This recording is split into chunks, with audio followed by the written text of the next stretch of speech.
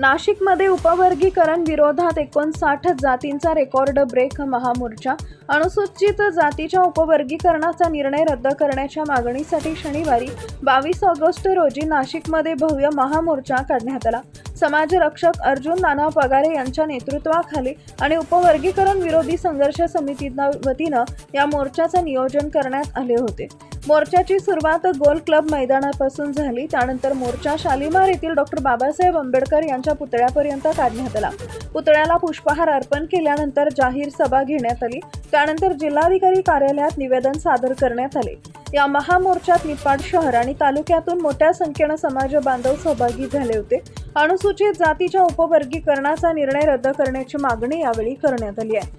Times of महाराष्ट्रसाठी Niphad प्रतिनिधी उत्तम जाधव व नाशिक प्रतिनिधी योगेश कर्डिले यांचा रिपोर्ट.